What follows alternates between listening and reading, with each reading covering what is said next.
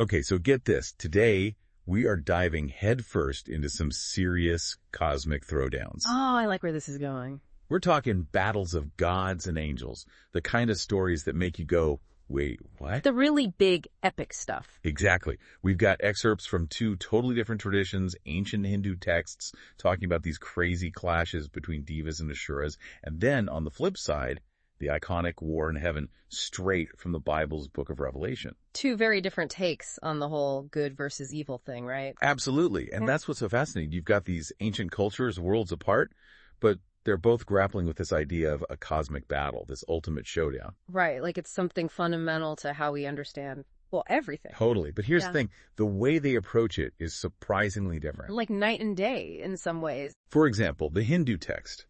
It's all about this never-ending cycle of conflict, almost like a cosmic dance. Ah, very cyclical. Exactly. But then you've got the Bible, and it throws down this whole decisive, earth-shattering event. Once and for all, good versus evil. Okay, but before we get into all of that, I'm curious, when you think war in heaven, what comes to mind? I don't know. Angels with flaming swords, maybe some divine lightning bolts raining down. Right. It's some seriously epic imagery, no matter how you picture it. Definitely makes you think about the scale of it all. For sure. So let's start with the basics. Can you give us a crash course on the Devas and Asuras? Who are these guys and what's their deal? Okay, so the Devas and Asuras, they're often simplified as gods and demons, which is kind of true, but it's way more interesting than that. Right, because nothing's ever that simple. Exactly. Think of them more like these powerful forces of nature, like the Devas. They generally represent order, light, upholding Dharma. Dharma, that's like cosmic law, right? Doing what's right. Exactly. It's like the cosmic order of things. Gotcha. Now, the Asuras, on the other hand, they're all about chaos, darkness, challenging the status quo. Okay, so they're kind of like the rebels, shaking things up a bit. Exactly. But here's where it gets interesting, and this is one of the things I love about Hinduism. They don't necessarily see this eternal conflict, this back and forth, as a bad thing. It's about balance. Kind of like you need both to exist. Yeah, like the whole yin and yang idea, right? You need that tension, that push and pull. Absolutely. It's all about that dynamic tension, those opposing forces keeping the cosmos in check. Okay, so less good versus evil and more like maintaining the cosmic equilibrium. Exactly. And things get really interesting when that balance gets disrupted. Is this when the epic battles break out? You got it. And that's precisely what we see in this excerpt. Right, because it starts with the Devas kind of having the upper hand, and the Asuras are like, okay, we need to regroup, and they hightail it to their guru, Shukracharya, for help. Which is where things get really interesting. I mean, this guy, Shukracharya, he goes on this incredibly intense fast. We're not talking about skipping a meal or two here. This is next level dedication to the cause. He's talking about serious spiritual power, enough to tip the scales back in the Asura's favor. Which makes me think this idea of extreme sacrifice for power, it pops up everywhere, right? Not just in Hinduism, but in myths and stories across cultures. It's definitely a universal theme. But in Shukracharya's case, it's not just about gaining power for the sake of it. Remember, the Devas, they're not just in it for the glory. They're all about upholding Sanatana Dharma. Sanatana Dharma. Right. It's like the eternal order of the cosmos, the fundamental principles governing everything. Okay, so it's the big picture stuff. Exactly. And because maintaining that order is kind of their whole deal, well, when Indra, he's the king of the Devas. When he gets wind of Shukracharya's plan, let's just say he decides to intervene. And by intervene, we mean he tries to put a stop to this whole intense fasting situation, right? Which seems a little, I don't know, ethically ambiguous even for a god. And that's where it gets really interesting, because even the Devas, the ones who are supposed to be the good guys, they don't always make the, let's say, straightforward choices. And sometimes their actions have some pretty major unintended consequences. And in this case, that consequence is Vishnu, one of the most important gods in Hinduism, ending up cursed because of Indra's actions. Yeah, talk about a cosmic ripple effect. And not just any curse, but one where he's forced to be reborn on Earth over and over again. Can you imagine? It kind of makes you think about the cycle of karma, right? For sure. Like, even gods aren't exempt from the law of cause and effect. And that really gets to the heart of one of the key differences between these two belief systems, the cyclical nature of existence, karma, dharma, reincarnation. That's all fundamental to Hinduism. It's all connected. Exactly. And Vishnu's curse might seem like a small detail in the grand scheme of things, but it speaks volumes about how interconnected everything is.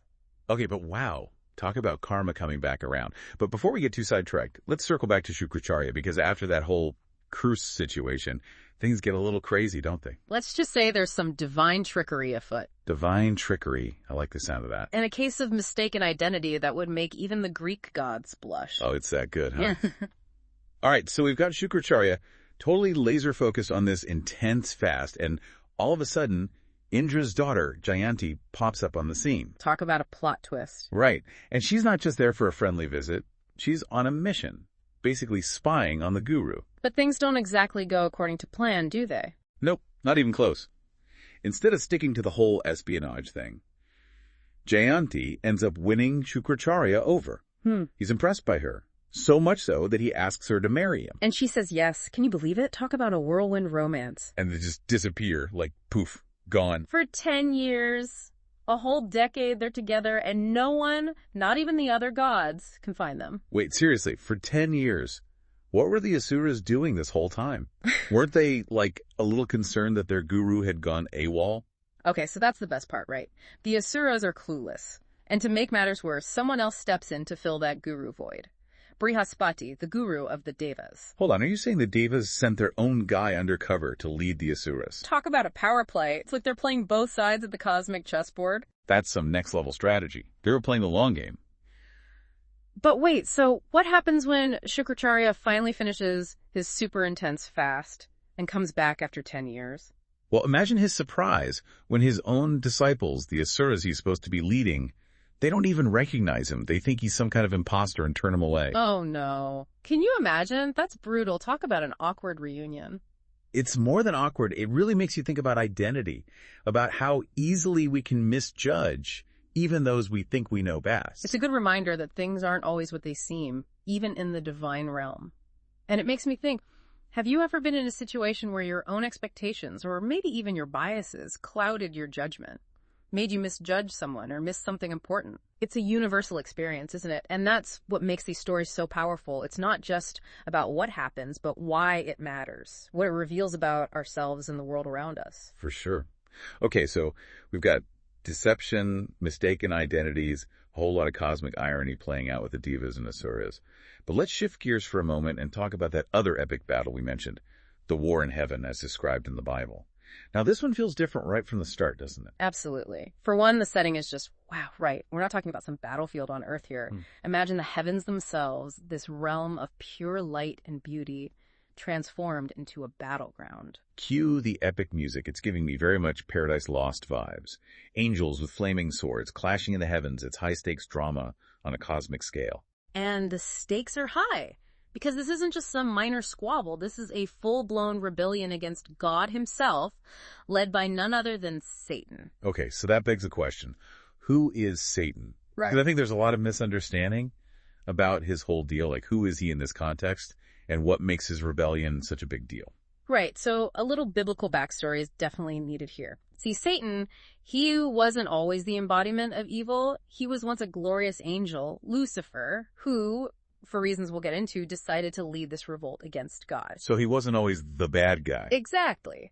But this wasn't just some difference of opinion or a policy dispute. This was a complete rejection of God's authority, like a cosmic power grab of epic proportions.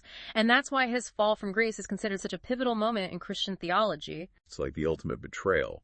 And such a contrast to the Devas and Asuras, right? Because with them, there's always this sense that the conflict is part of a larger dance, something that will inevitably rise and fall, ebb and flow. It's a very different way of understanding good and evil, isn't it? In the Hindu texts, it's cyclical.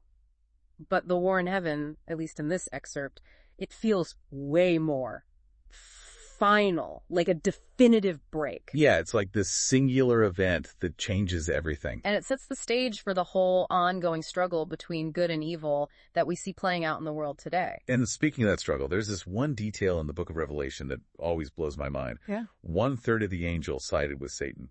1/3. That's a lot of rebels. Yeah. What do you think motivated so many to turn against God? I mean, come on, they're angels. Shouldn't they know better? Well, that's the million-dollar question right there, isn't it? And the text itself, it doesn't really give us a lot to go on. It's kind of like, yeah, this just happened. Yeah, they just gloss over the whole motivation thing. Right.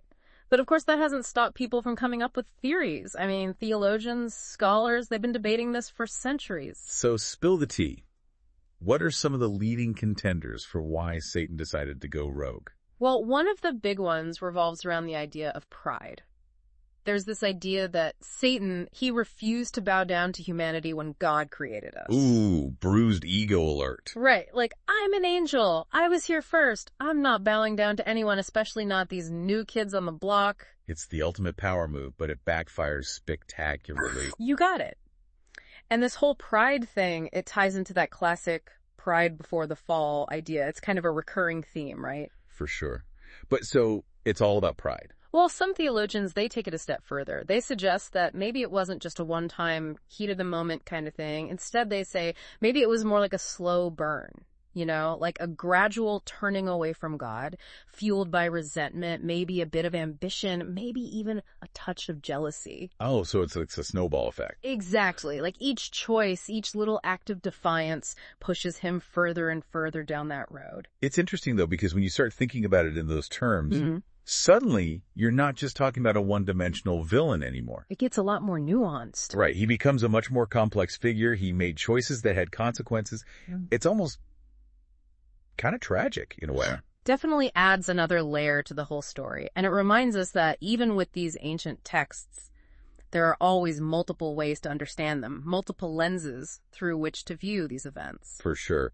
Okay, so we've got Satan and his grand rebellion, or at least some compelling theories about why he did it. But let's talk about the aftermath, because that's another area where these two stories take a very different turn. You mean like the punishment? Exactly. Right. In the Hindu text, when the Asuras get defeated, it's not like they're completely wiped out, right? No, it's not a total annihilation. They're subdued, pushed back into their own corner of the cosmos. But there's always this understanding that it's not over. The cycle's going to continue. Right, like a never-ending cosmic dance. Exactly. Yeah. But with the war in heaven, it's different. Satan and his rebellious angels, they get permanently evicted. They're out. And that's a very different outcome with very different implications. It speaks to a fundamental difference in how these traditions view good and evil. Like in Hinduism, with that emphasis on cyclical existence balance, the goal isn't necessarily to eradicate evil completely. It's more about keeping things in check. Exactly. Like you need both light and darkness for the full spectrum of existence. They're two sides of the same cosmic coin, in a way. Right. Whereas in the Christian tradition, that expulsion, it feels final. Absolute. It's like good and evil, they're fundamentally opposed, locked in this battle for ultimate victory. And that this victory, this triumph of good, is kind of baked into the fabric of how the universe works, at least in the Christian worldview. It's a core part of how they understand the big picture, the whole idea of end times, the ultimate fate of the universe. Even though evil clearly still exists, there's this assurance that its defeat is a done deal. It's fascinating how these two stories, thousands of years old, that reflect such different ways of seeing the world. Eternal cycles versus this final showdown. Good and evil as two sides of the same coin versus these eternal enemies. Such different lenses through which to view existence itself. I know. And it makes you wonder, what if both of these battles, the Devas and Asuras going at it, this epic war in heaven, what if they were both happening at the same time, just on different levels of existence? Would that change how we view reality itself? How we understand this constant interplay between opposing forces?